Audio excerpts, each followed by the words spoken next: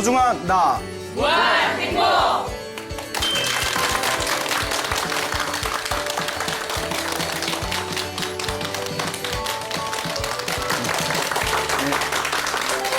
예, 만나서 반갑습니다. 반갑습니다. 예, 광호 스님이라고 합니다. 그 사람이 이 세상에 태어나면 각자 자기한테 주어진 복이 있다고 합니다.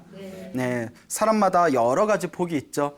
뭐 어떤 사람은 재복은 많은데 뭐 가족 복이 없다거나 뭐 그런 경우 있죠.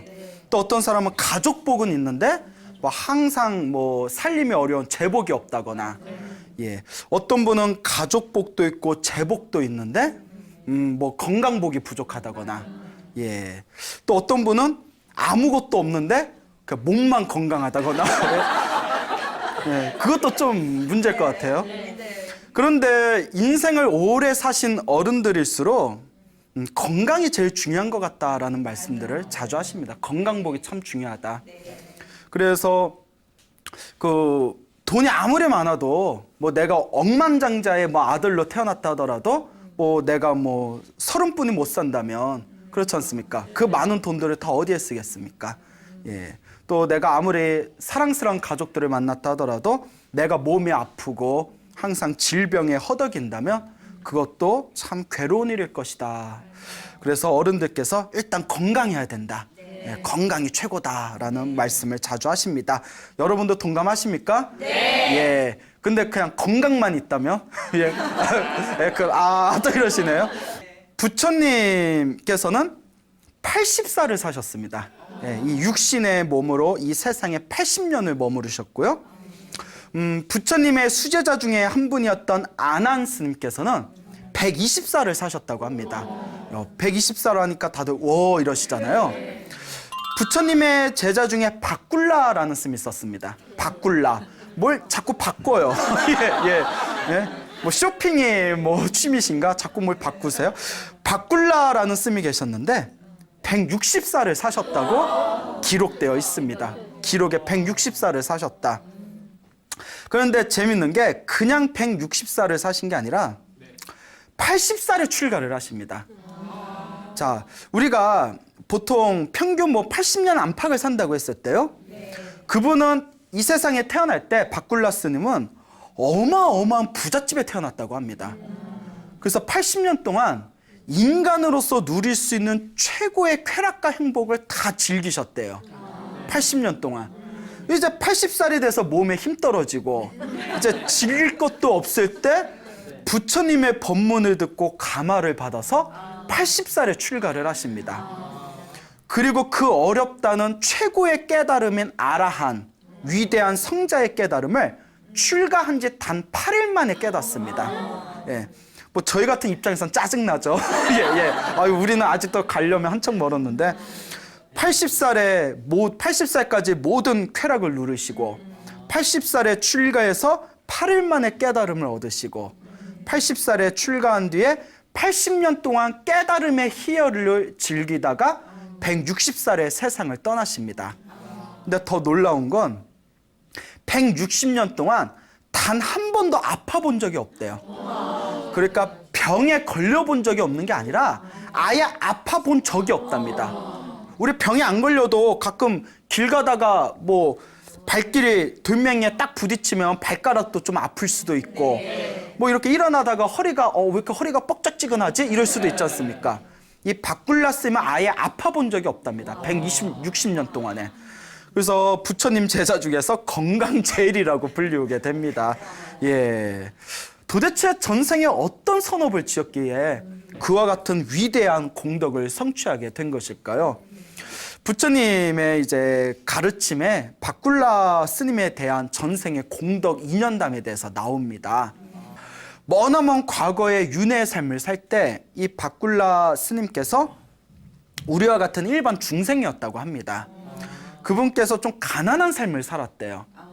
그리고 이 가난한 삶을 살면서 항상 마음속으로 내가 이와 같이 가난하고 힘들게 사는 건 내가 전생에 지어놓은 복이 없어서 그렇다.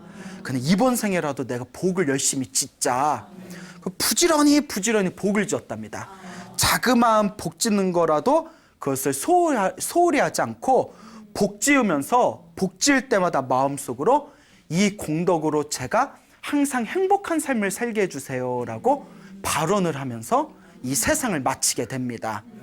그리고 그 다음 생에 똑같이 인간으로 태어났을 때 전생에 지었던 강력한 선업의 힘에 의해서 아주 행복한 삶을 살아가게 되었다고 합니다.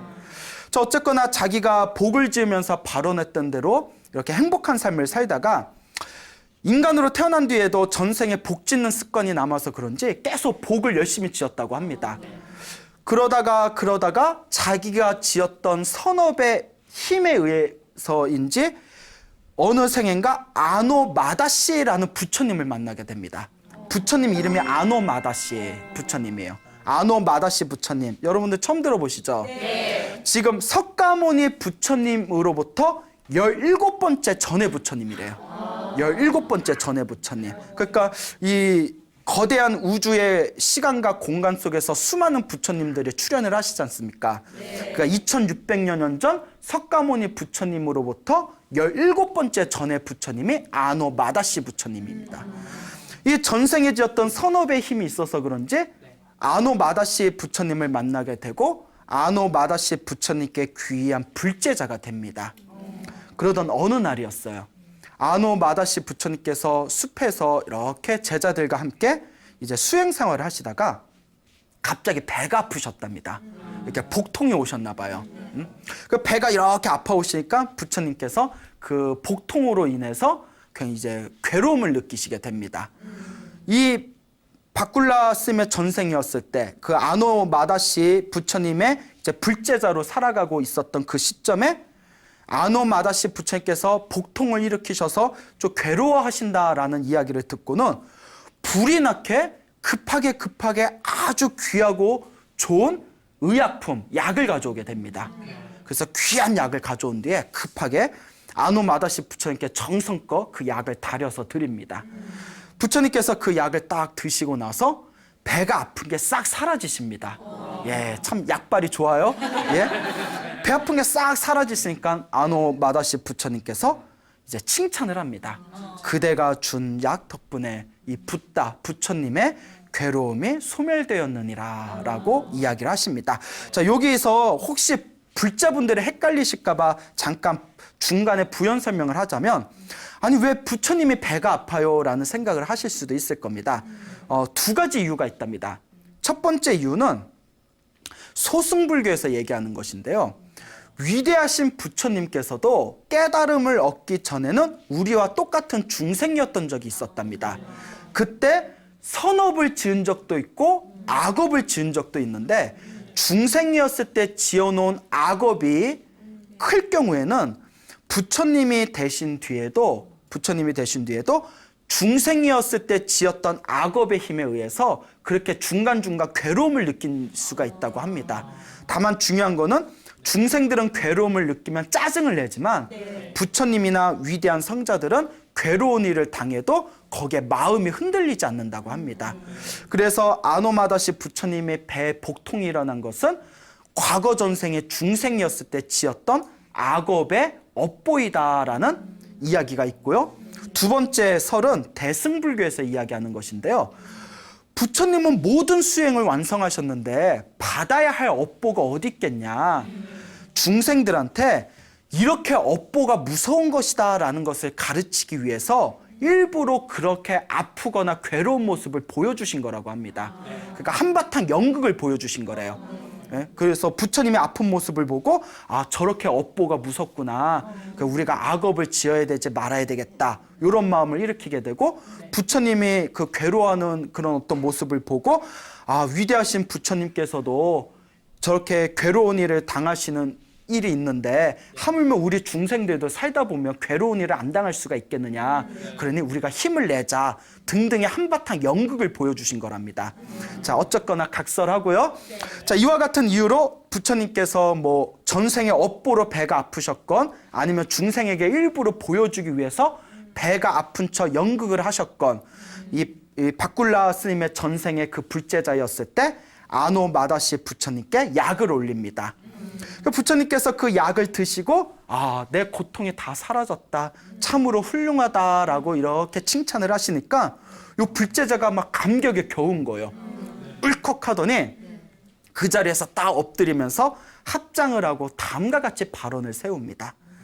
거룩하신 부처님이시여, 만약 제가 부처님께 올린 이 약의 공덕이 있다면 이 공덕으로 말미암아 제가 태어나고 죽고 태어나고 죽는 세세생생 동안 항상 건강하게 해주십시오 라고 원을 세웠다고 합니다.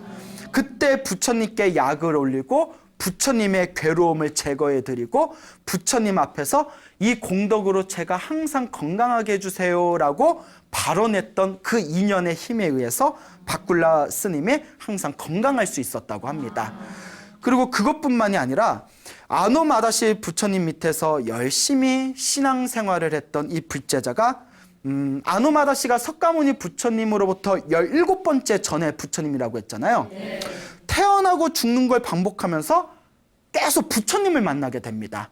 부처님과 부처님의 제자들을 만나게 되면서 전생에 아노 마다시 부처님 밑에서 불제자로 열심히 살았던 그 전생에 착한 습관이 남아 있었기 때문에 부처님과 부처님의 제자들을 만날 때마다 항상 공경하고 보시를 많이 올렸다고 합니다.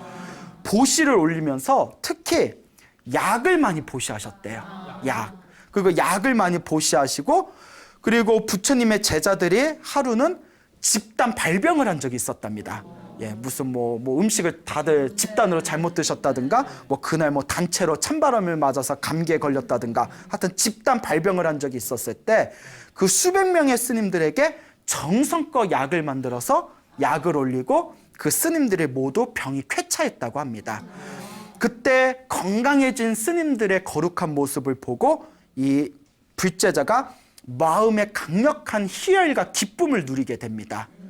이와 같이 부처님과 부처님 제자들에게 정성껏 공양을 올리고 또 아무런 대가 없이 약을 올리고 건강한 모습의 스님들을 보면서 기쁨을 느꼈던 강력한 선업에 의해서 엄청난 공덕이 쌓이게 되었다고 합니다. 이와 같은 공덕의 힘으로 이번 생에 전생에서부터 보시, 사람들에게 많이 베풀고 부처님과 부처님의 제자들에게 정성껏 공양을 올린 공덕으로 엄청난 부자로 태어나게 된 거라고 합니다.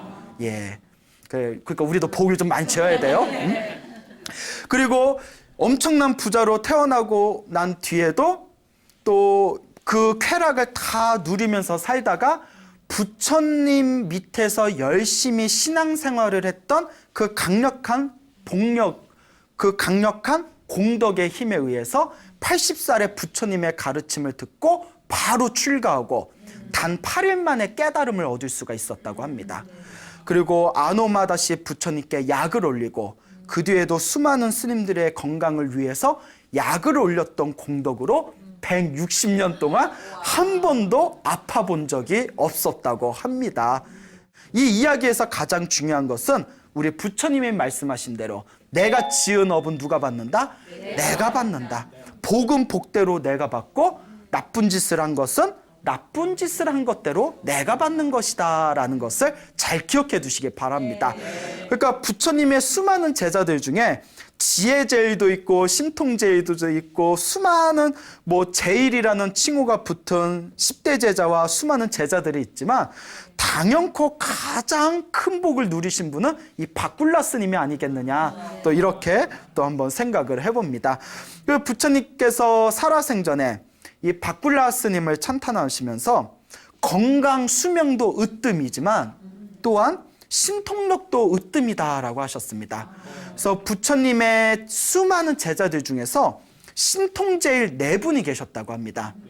신통제일 4분인 스님들이 바로 첫째가 여러분들이 다 아시는 신통제일 목련존자, 그 다음에 두 번째가 지혜제일이라고 불렸던 사리불 존자, 사리불 스님께서도 신통이 아주 뛰어나셨다고 합니다.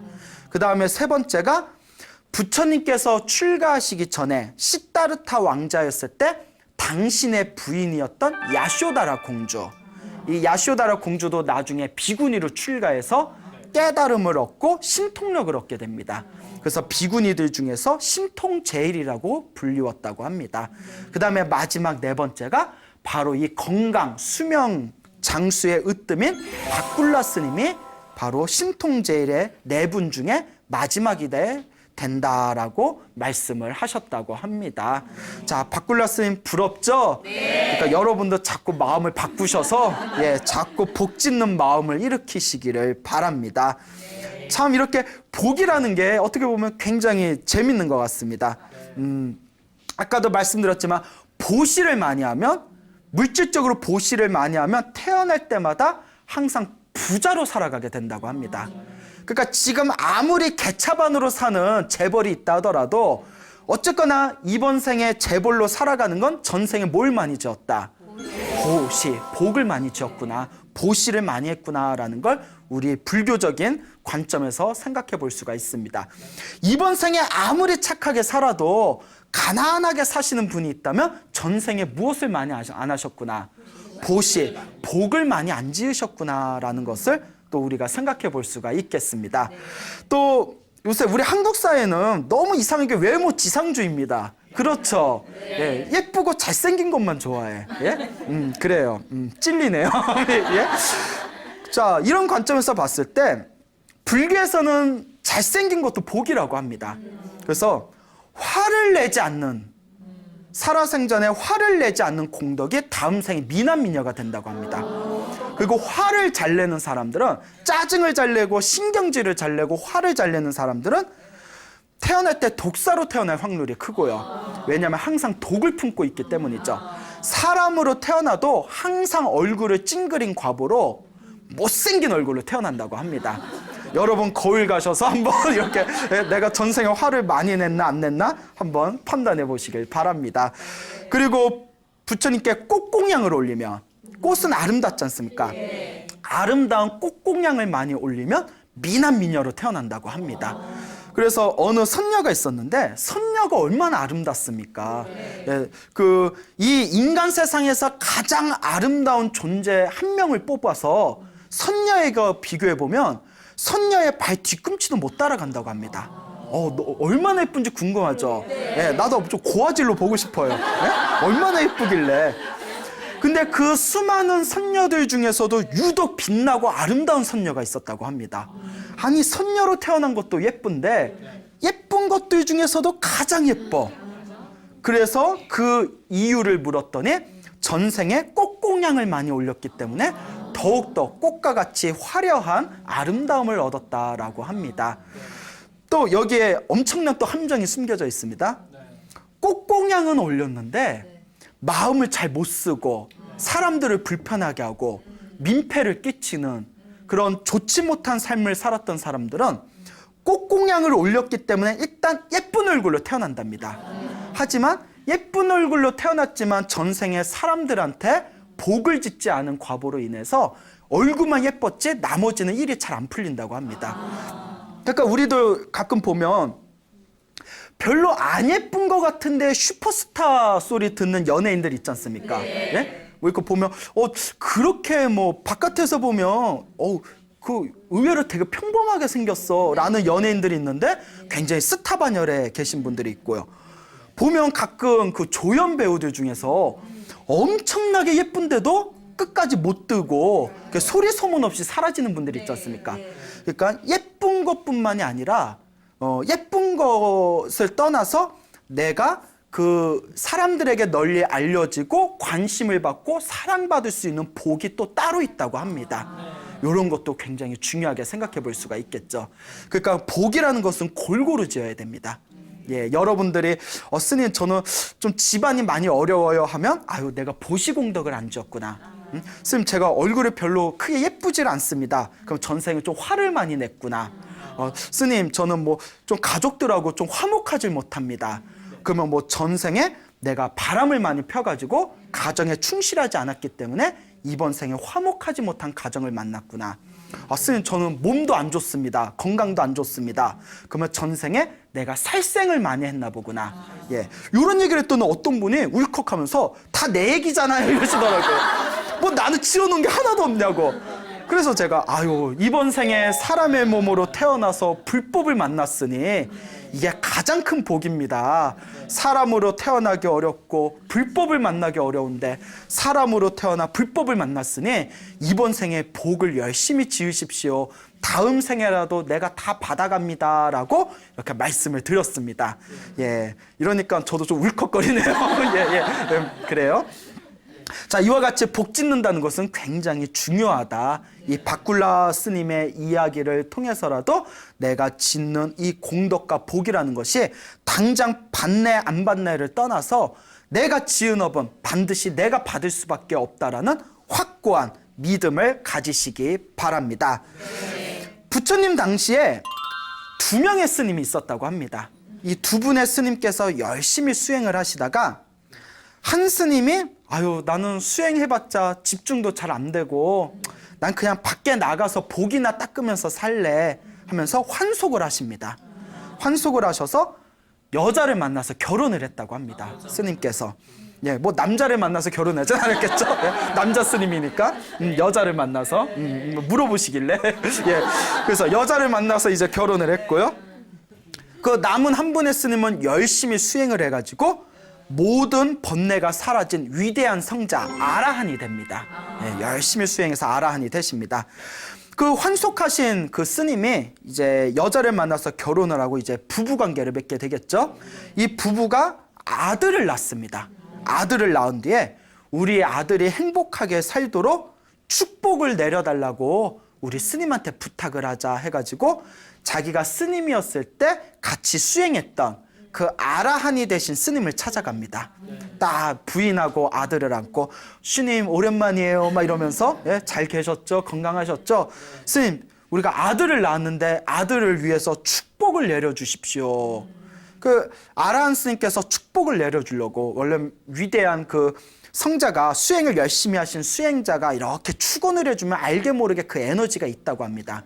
그러니까 우리 불교에서도 신도분들이 기도 올릴 때 스님들한테 축원문 올리지 않습니까? 스님들이 매일매일 이렇게 축원문을 정성껏 읽어드리는데 축복을 내려주려고 아이를 딱 본 순간 아이의 수명이 7일뿐이 남지 않았다는 걸 알게 됩니다. 그래서 아라한 스님이 고민에 빠집니다. 내가 일부러 축복을 내려줘봤자 7일이 지난 뒤에 이 아이가 갑자기 죽어버리면 분명 이 사람들은 불교에 대한 믿음조차 저버리게 될 거다. 그러니 내가 지금 축복을 내려주는 게 온당치 않을 것이다. 이렇게 우물쭈물하니까 사람이 눈치가 빨라야 돼요. 아버지가 보니까 왜 저러지? 스님 무슨 일이 있습니까? 라고 그 아버지가 물으니까 솔직하게 이야기를 합니다. 아이의 수명이 7일뿐이 남지 않았다. 7일뿐이 남지 않았으니 내가 축원을 해주기가 참 곤란하다. 그럼 이 7일뿐이 남지 않은 우리 아이의 수명을 늘릴 수 있는 방법이 없습니까? 이미 정해진 업인데 나는 그 방법을 잘 모르겠다. 마땅히 누구를 찾아가라. 부처님을 찾아가서 여쭈어라.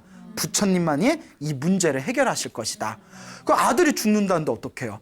불이 나게 이제 부처님을 찾아갑니다. 자, 그 당시 사람들은 좋았을 것 같아요. 답답하면 누구 찾아가면 돼요? 부처님 찾아가면 되잖아요. 지금은 뭐 부처님 찾아가서 법당에 들어가서 부처님한테 말 걸어도 대답을 하세요, 안 하세요? 그냥 빙그레 웃고만 계시니까 뭐라고 말 좀 하셔요 이러면 말씀 안 하시잖아요. 2600년 전에는 살아있는 부처님을 모시고 있었을 때는 참 행복했을 것이다 라는 생각이 듭니다. 근데 그때도 수행 안 한 사람들은 안 했어. 자, 부처님께 자초지종을 설명한 뒤에 부처님 우리 아들을 제발 살려주십시오. 거룩하신 세존이시여 저희들에게 자비를 내려주십시오 라고 간곡하게 부탁을 합니다. 부처님께서 다 보시더니 잠시 침묵을 지키시다가 다음과 같은 비방을 내리십니다. 집에 가서 아이를 침대에 누워놓고 집 마당 앞에다가 큰 천막을 쳐라. 그리고 매일매일 스님들을 모셔다가 7일 동안 한시도 빠지지 말고 스님들 독경 소리가 끊이지 않게 해라 라고 이제 비방을 가르쳐 줍니다. 그리고 부처님께서 사원에 있는 스님들에게 저 아이의 수명이 7일뿐이 남지 않았는데 이 붓다인 자비가 가득한 붓다가 이것을 그냥 넘겨보기가 힘들구나. 그러니 그대들이 가서 7일 동안 매일매일 교대로 그 집안에 7일 동안 독경, 부처님의 말씀이 담긴 독경 소리가 끊이지 않게 하라라고 이렇게 명을 내리십니다. 그래서 스님들이 이제 교대로 짝을 지어서 매일매일 가가지고 7일 동안 이제 독경을 올립니다. 예, 그래서 부처님의 말씀이 담긴 경전을 이제 암송을 하게 됩니다. 그러니까 부처님의 경전을 계속 암송을 하다 보니까 이런 이야기가 있습니다. 부처님의 경전을 암송하거나 우리가 연부를 하거나 부처님의 경전을 이렇게 베끼면 우리 눈엔 보이진 않지만 그 주변에 광명이 나온다고 합니다. 예.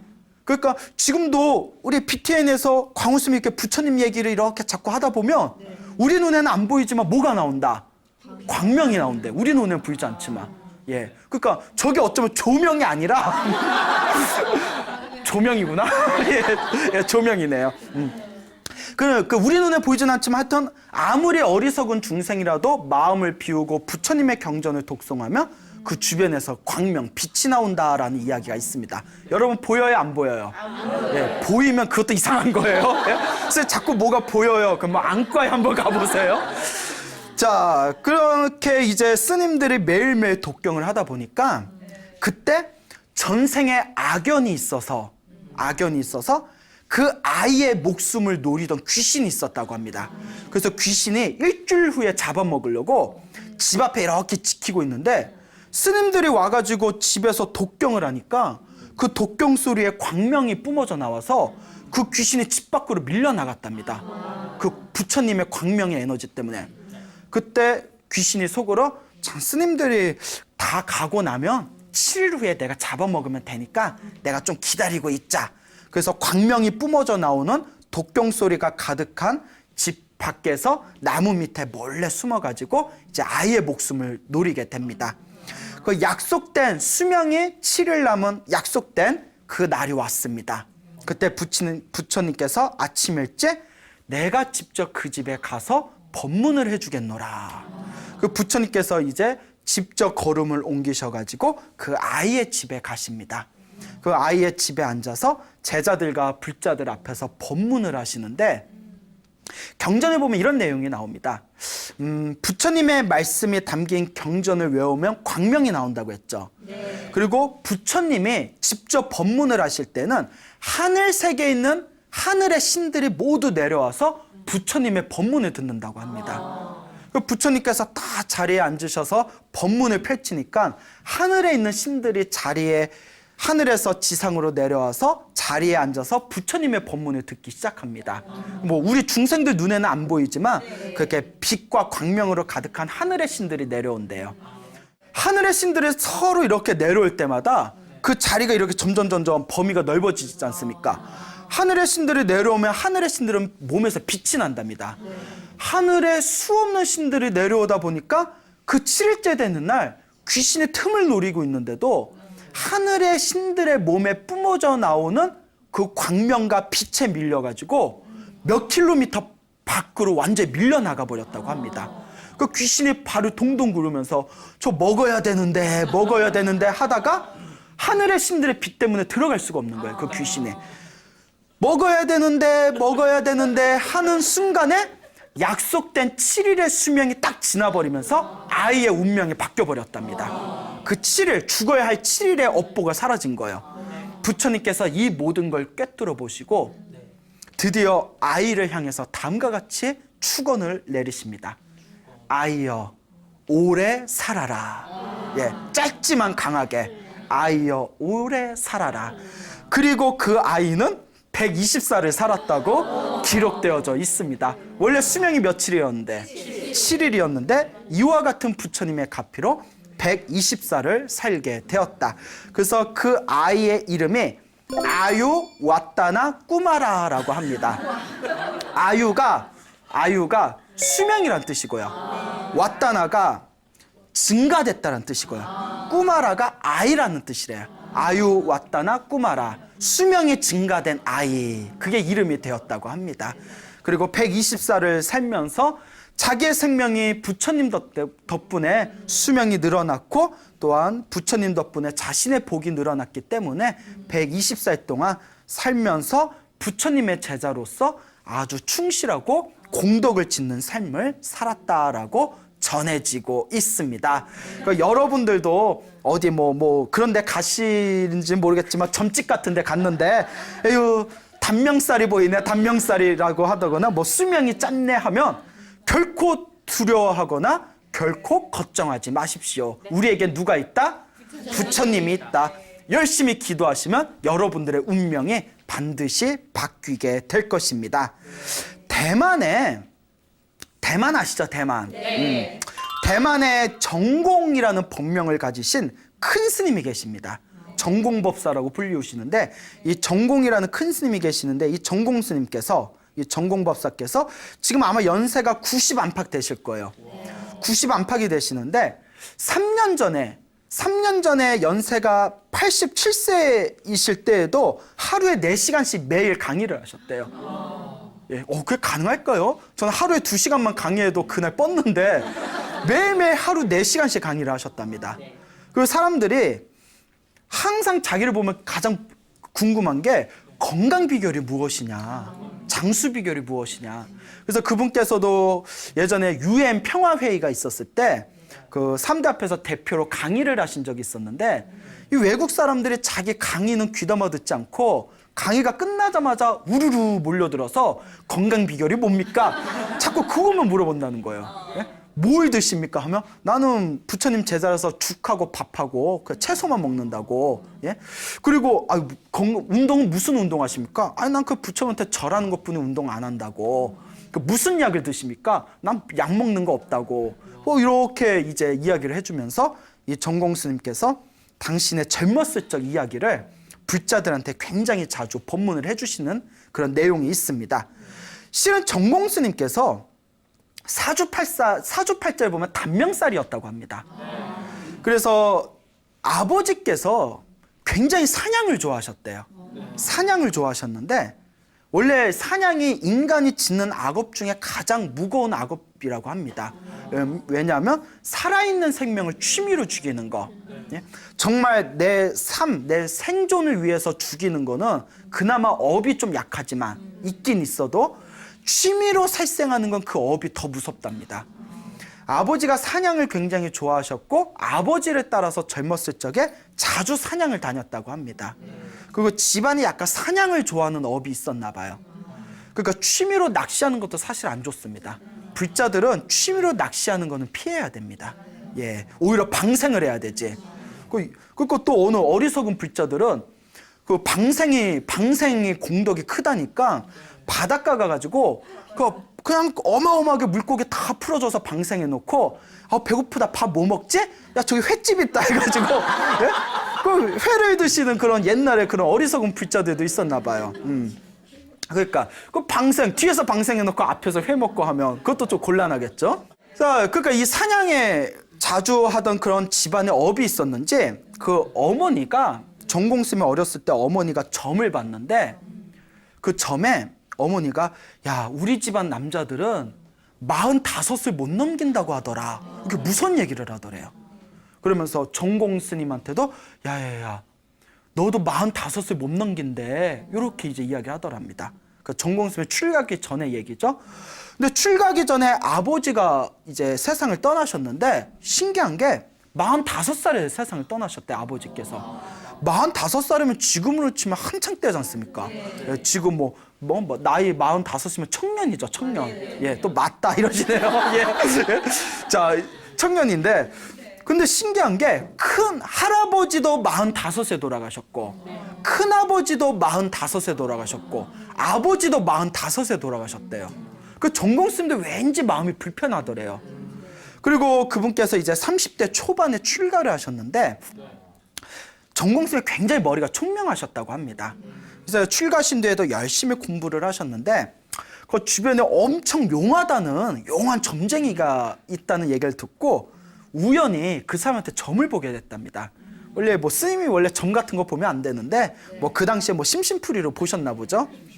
그래서 이렇게 점을 봤는데 그 점쟁이가 이렇게 용하다는 점쟁이가 이렇게 보더니 아이고 스님은 엄청나게 지혜롭고 총명하신 분인데 수명이 길지를 못하네요. 스님은 단명하실 겁니다 이러더래요. 어우 사람 대면에 예? 사람 앞에 놓고 단명할 겁니다 하면 기분이 되게 언짢아질 것 같아요. 그럼 몇 살 정도 살 것 같습니까? 45을 못 넘길 겁니다 이러더래요. 그 어렸을 때도 45이라는 얘기 들었는데 또 45 이러고 할아버지, 아버지, 큰아버지 다 45세 돌아가셨잖아요. 뭐 그런가 보다 하고 넘겼는데 그렇게 이제 공부하면서 법문을 자주 하다 보니까 시간이 흐르는 것도 모른 채 45살이 되었대요. 그래서 그 어느 대만에 있는 어느 큰 사찰에서 이 정공스님께서 능엄경이라는 경전을 강의하고 있었을 때 능엄경이 10권짜리 책이거든요. 그 중에 이제 몇 권을 강의할 때 중간에 갑자기 큰 병에 걸리셨대요. 엄청나게 큰 병에 걸리셨는데 병원에서도 어떻게 손 쓸 틈이 없을 정도였답니다. 그래서 자기의 나이를 헤아려 보니까 그때가 딱 45이었다는 거예요. 이 정공스님이 내 운명에 새겨져 있는 내 수명이 정말 45가지인가 보구나. 여기서 내 업이 다 했나 보구나. 죽기 전에 다 내가 지은 업 보니까 그러면 죽기 전에 염불, 기도라도 열심히 하면서 죽자. 그래서 이분이 이제 모든 것을 다 정리하고 어디 아는 조용한 절에 가서 방 하나를 얻고 매일 방 안에서 이제 절대 밖에 나가지 않고 그 방 밖에서 사람이 이렇게 죽을 넣어주면 하루에 한 끼나 두 끼 죽만 먹으면서 오로지 염불만 했다고 합니다. 오로지 나무 아미탑을 염불만 했대요. 나무 아미탑을 염불을 하면서 거룩하신 부처님, 제가 죽으면 다음 생에는 아미탑 부처님 극락세계 왕생하게 해주십시오. 다음 생에는 부처님이 계신 극락세계에 태어나게 해주십시오 라고 발언하면서 열심히 하루 종일 염불만 했다고 합니다. 그렇게 염불을 하다 보니까 내 몸과 마음이 다 염불에 집중되는 염불산매도 경험을 하게 됩니다. 그렇게 한 달이 딱 지났는데 방 안에서 죽막 먹고 염불만 한 지 한 달이 지났는데 염불을 하면 할수록 몸이 편안하고 몸에서 막 힘이 나더래요. 그래서 이게 죽기 직전에 마지막 내가 남아있는 힘들을 지금 다 쓰고 있나 보구나. 이제 이 힘이 다 떨어지고 나면 내가 이제 죽겠지. 이제 죽으면 이 염불한 공덕으로 다음 세상에는 극락세계 태어났으면 좋겠다. 이런 일심으로 마음을 다 비우고 오로지 염불만 했는데 한 달이 지난 뒤에 몸이 너무너무 좋더래요. 힘이 나고. 희한하다 해서 혹시 하고 병원에 가봤더니 스님 병이 다 사라졌습니다 이러더래요. 스님 병이 다 사라졌습니다. 그걸 경험하고 나서 그 45 이후로 지금 90이 될 때까지 한 번도 병에 걸리질 않으셨다고 합니다. 이게 바로 운명이 바뀌게 된 부처님의 염불과 부처님의 가피력으로 운명이 바뀌게 된 가장 대표적인 현대 이야기 중에 하나가 아닐까 생각이 됩니다. 지금도 살아계신 이 정공법사, 대만의 정공이라는 큰 스님의 이야기가 되겠습니다. 그러니까 여러분들도 우리가 그래요. 가끔 그 삿된 신을 모시는 분들 중에 일부러 사람이 점을 보려고 찾아오면 독한 얘기를 하고 겁을 준 뒤에 막 어마어마하게 큰 돈을 제시하면서 우리가 멘탈이 약한 사람들, 마음이 약한 사람들은 거기에 쏙 빠져가지고 거기에 이제 재산도 버리고 그리고 막 사기당하고 이런 경우가 많이 생길 수가 있습니다. 하지만 진정한 불제자라면 내 삶에 힘들고 괴로운 일이 좀 생긴다거나 아니면 정말 사주팔자가 안 좋다거나 그럴 때 내 마음 밖에서 구하지 마시고 오로지 부처님 가르침에 의지해서 염불하고 기도하고 복을 짓는다면 반드시 여러분들의 운명이 아름답게 바뀌게 될 것이라고 믿음을 가지시길 바랍니다. 여러분 믿습니까? 네. 예전에 어느 거사님이 계셨는데 굉장히 몸이 건강한 거사님이셨대요. 이 거사님께서 그 근육에 통증이 느끼는 이상한 병이 걸리셨대요. 나중에는 이렇게 길을 가다가 벽에 이렇게 살갗을 스치기만 하더라도 온몸이 찢어지는 것 같은 고통을 당하더니 나중에는 찬바람만 스쳐도 몸이 덜덜 떨릴 정도로 몸이 아프더래요. 그 침대에 누워가지고 꼼짝도 못하고 있는데 다행히 이분이 그 아내가 아주 독실한 불자였다고 합니다. 이 부인분이 이제 스님들하고 이렇게 상담을 하고 나서 그 남편한테 여보, 스님들이 그러는데 이게 다 전생에 업보일 수가 있으니까 업장을 소멸해야 된다고 합니다. 근데 여보, 그 스님들이 그러는데 아침에 눈 뜨면 저녁에 잠들 때까지 계속 관세음보살을 외우랍니다. 관세음보살을 자꾸 외우다 보면 반드시 업장이 소멸된답니다. 그 남편이 처음에는 한귀로 흘렸대요. 야, 그딴 게 사실이면 이 세상에 아픈 사람 하나 없겠네. 뭐 이러고. 예? 야, 그러면 병원에 무슨 필요가 있냐? 이래버리니까. 근데 너무 몸이 아프다 보니까 사람이 아프면 뭔가를 부여잡고 싶지 않습니까? 아, 진짜 내 전생에 업본가 보다 하고 아이고 관세음보살 이렇게 연부를 하기 시작했대요. 근데 입으로 관세음보살에도 효과가 있어요, 없어요? 예, 당장은 없어요. 예. 관세음보살 불러도 효과가 없고 관세음보살 불러도 효과가 없고 그러다가 내가 이걸 왜 하나 하다가 또 안 하다가 또 관세음보살 외워보니까 신기한 게 관세음보살 외우니까 일단 마음이 편안하더래요. 그래서 아침에 눈 뜨면 저녁에 잠들 때까지 노는 입에 연불 한다고 계속 관세음보살을 외웠대. 관세음보살 계속 관세음보살 외우고 나중에는 그 입에 붙어버려서 관세음보살을 안 부르는 게 어색할 정도가 됐대요. 아, 이 정도면 대단한 거예요. 계속 관세음보살 외우다 그렇게 몇 개월이 지났는데 몸이 너무 아프더래요. 몸이 너무 아프니까 눈물이 왈칵 쏟아지면서 내가 뭔 놈의 업보를 많이 저질길래 내가 기억도 못하는 업보 때문에 이렇게 고생해야 되나. 그러면서 아파 죽겠네 이러다가 사람이 아프다 하면 진짜 아파요. 근데 아플 때 관세음보살 하니까 좀 덜 아픈 거예요. 그래서 아픔이 막 올라올 때마다 관세음보살 하다 계속 관세음보살을 외우다 이렇게 잠에 떨어졌대요. 그리고 잠에 딱 떨어져서 꿈에서도 관세음보살을 외울 정도였대요. 꿈에서도 관세음보살 하다 꿈에서 이렇게 환상이 보이는데 자기 어렸을 때 모습이 보이더래요. 자기 한창 20대 그런 초창기에 소시적 모습이 보이는데 그때 자기가 어디 시골 마을에서 살고 있었는데 그 시골 마을에 좀 안 좋은 그 풍습 중에 하나가 여름에 봄날이 되면 개를 잡아먹는 마을 행사가 있었대요.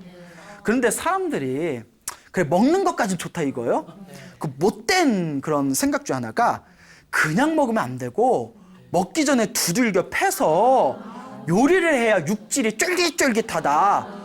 그런 얘기 들어보셨죠? 예. 그래서 그 키우던 개들을 나무에다 매달아 놓고 몽둥이질을 해가지고 그리고 그 털들을 다 뽑아내고 개고기를 먹는 그런 마을의 어떤 그런 문화가 있었다고 합니다.